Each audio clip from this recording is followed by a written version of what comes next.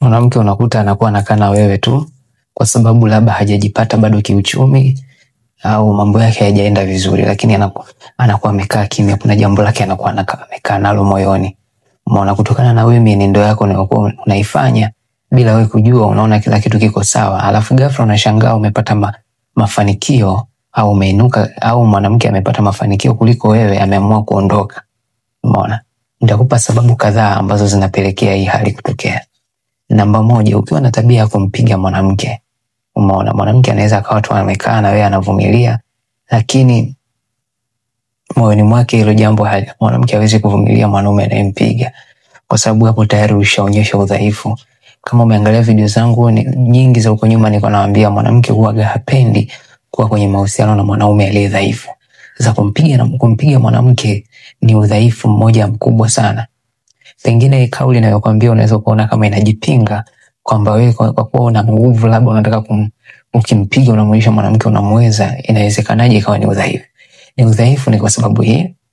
Kama wewe ni Mtanzania, ulishawahi kusikia Wakuria wanaongea kwamba wanawake wa Kikuria wanasema mwanaume akiwa hakupigi anakuwa hakupendi. Right? Wako sahihi. Kwa nini wako sahihi? Kwa sababu kama ungekuwa humpendi huyo mwanamke, kama ungekuwa unajiamini kwenye vitu unavyovifanya, baada ya kuona mwanamke wako haenendi vile unavyotaka wewe, ungempa mlango wazi, ungemfungulia mlango ukamwambia nenda, mimi naona haya mahusiano hayako sawa, naona huendi ninavyotaka mimi, na kila ninapojaribu kukuweka sawa hauko tayari kukaa sawa. Kwa ungemfungulia mlango ukampa opportunity kwamba bwana, nenda katafute maisha mengine na mimi ngoja niendelee na maisha yangu. Kwa nini unampiga? Unampiga kwa sababu bado unampenda. Umeona? Kwa hiyo unashindwa kufanya maamuzi, unashindwa kumwacha. Kwa hiyo unataka umgeuze aende unavyotaka wewe ili uendelee naye. Hiyo ndio maana yake. Kwa mwanamke anakuona wewe ni mdhaifu, anakuona huwezi kuishi bila yeye, anakuona huwezi, yani huna mlango mwingine uko nje wa kupata mwanamke kama yeye. Kwa hiyo umemwona yeye ni special sana, ndio maana anapokuletea dharau huwezi kumfukuza, unaamua kumpiga na kumlazimisha. Lakini katika upande mwingine, mwanamke anaweza kukuona kwamba wewe ni mdhaifu, hujui njia ya kufanya mawasiliano, unajaribu kutumia ubabe wako wa kinguvu, kwamba wewe una nguvu kuliko yeye, kwa unamlazimisha afanye asivyovitaka. Hasa huo ni udhaifu mmoja mkubwa sana. Unajua, mamlaka, unapoingia kwenye mahusiano na mwanamke anatakiwa kukabidhi mamlaka yake, kwamba bwana, kuanzia sasa hivi niko na wewe. Wewe ndio maana nasema huyu ni bwana wangu, huyu ni mume wangu, kwamba amekupa wewe hiyo priority ya kumuongoza. Lakini sio kwamba haimaanishi kwamba yeye ni mtoto mdogo hawezi kujiongoza. Haimaanishi kwamba yeye mwenyewe hawezi kufanya maamuzi yake mwenyewe. Amna, anaweza, ila ameamua kuyasalimisha kwako wewe mwanaume ili uweze kumtawala. Kwa hiyo hayo mamlaka wewe utakiwa kuyanyang'anya kwa kutumia nguvu. Unatakiwa kutumia akili, ujasiri na mambo baadhi ya mengine ambayo nayafundisha kwenye video yangu kila siku, kwamba hayo ndio unatakiwa uyatumie ili mwanamke akukabidhi mamlaka uweze kumtawala. Umeelewa? Hutakiwi kutumia nguvu. Hiyo ni point namba moja.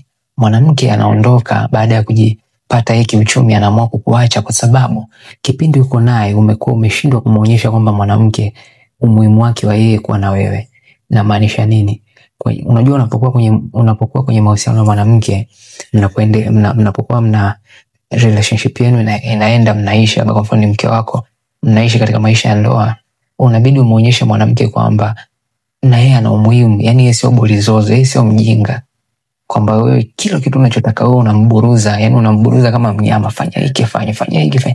Anataka na yeye awe na nafasi ya kuchangia. Umeona? Kwa wanaume wengi wamejikuta katika mazingira haya kwamba kila maamuzi unayotaka kufanya kwenye mahusiano umshirikishi mwenzio. Kwa mwanamke anafika sehemu anajiona kama yeye sio chochote kwenye mahusiano.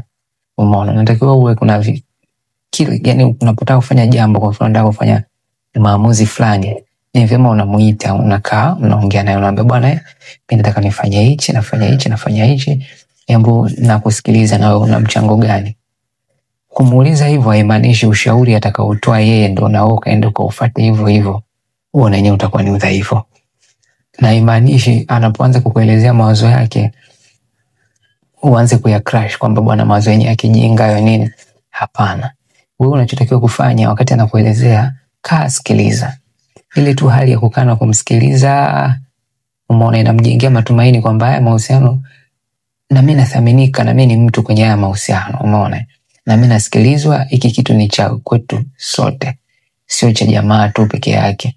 Umeona, kwa unamuita, unamsikiliza mawazo yake, then baada ya hapo huyapingi wala huyakubali, unaangalia kama yana kitu cha kuongezea kwenye ya kwako, unaweza ukayachukua ukayafanya. Kama ni kinyume na ya kwako, wewe simamia mawazo yako, lakini ulimpa nafasi ya kumsikiliza. Sasa ukiwa na tabia ya kumburuza mara kwa mara, ndio hiyo kwamba inafika sehemu na yeye anajisikia kwamba labda jamaa, yani labda mimi jamaa nipendi, au jamaa anaona mimi sina umuhimu kwake. Kwa hiyo kuna hiyo hali ya kujisikia kama mimi si chochote kwenye haya mahusiano. Kwa hiyo itafika sehemu akijipata kiuchumi, anatembea zake. Sababu namba 3, ukiwa na tabia kumdogosha mwanamke. Unajua wanaume wengine mkishaingia kwenye mahusiano labda na mwanamke ambaye amekupita labda elimu, labda amekupita umri, kuna ile hali ya kuwa una wasiwasi kwamba huyu asija kanipanda kichwani, huyu asija kanipanda kichwani. Kwa hiyo unataka kumdogosha. Yani kwa mfano mwanamke sometimes unaweza kaingia kwenye mahusiano na wewe akawa na akili kuliko wewe, labda akili ya biashara, Mungu akawa amembariki, lakini wewe labda elimu yako kwenye mambo ya biashara haiko vizuri. Kwa hiyo kila anapokuwa anaongea unaona mbona yeye ana pointi nyingi kuliko mimi, kwa hiyo unakuwa na wasiwasi kwamba atakupindua. Lakini mamlaka huaga haiko hivyo. Wewe unatakiwa utengeneze mazingira. Umeona, unaweza kumuongoza mtu atalia kupita elimu, kwa sababu mamlaka ya kuongozwa ya mwanamke anatakiwa kukabidhi. Umeona, unatakiwa uonyeshe kwamba unastahili. Ukishaonyesha kwamba unastahili, then anakukabidhi. Haimaanishi ukiwa labda wewe ndio kiongozi kwenye mahusiano au nafasi yako kama mwanaume unatakiwa ujue kila kitu, yeye awe hajui kila kitu. Hapana. Kwa mfano mdogo, ukiangalia hata kwenye mambo ya jeshini, umeona, rais ni amiri jeshi mkuu, lakini haimaanishi rais anaweza kupigana kuliko wanajeshi wote. Rais anaweza kawa hatajui kurusha ngumi, lakini wanajeshi walichofanya wamemkabidhi ile mamlaka, na umeona, na wanamtii anachokizungumza. Kwa hiyo rais akiwa pale juu, wale wanajeshi wako chini, yeye hatakiwi wale wanajeshi labda wanaweza kumshauri kitu, bwana hapa tufanye hivi, na wao kwa sababu katika hiyo field wako vizuri, hii hatakiwi kuonyesha kwamba nyie wote ni wajinga, mimi ndo niko juu yenu, kwa kuanza kuwadogosha labda kwamba wewe sio kitu. Hapana, ni kuyasikiliza yale mawazo alafu yeye ana conclude kwamba hapa tufanye hivi. Umeona, kwa hiyo bado anabaki kwenye ile nafasi yake kama kiongozi, na wale bado watazidi kumheshimu. Ndio inavyotakiwa iwe kwenye mahusiano. Yani hutakiwi kuforce mwanamke akupe mamlaka, unatakiwa utengeneze mazingira yeye mwenyewe aone kwamba huyu jamaa anastahili akukabidhi mamlaka.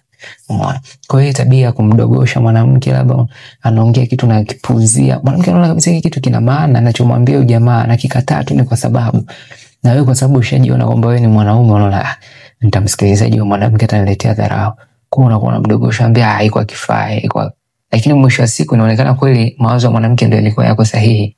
Umeona, au kitu kingine unamgaslight, yani unamfanya mwanamke, unamtoa akili. Yani kwa mfano anaweza mkawa mpolo, labda mnaenda mnafanya kitu fulani, akakwambia bwana mimi mbona naona kama wewe unafanya hivi unanionea, wewe unaanza kumtoa akili kwamba wewe umejishtukia tu, wala mimi sijamaanisha hivyo, lakini mazingira yote yanaonyesha kwamba ndo kweli yuko hivyo.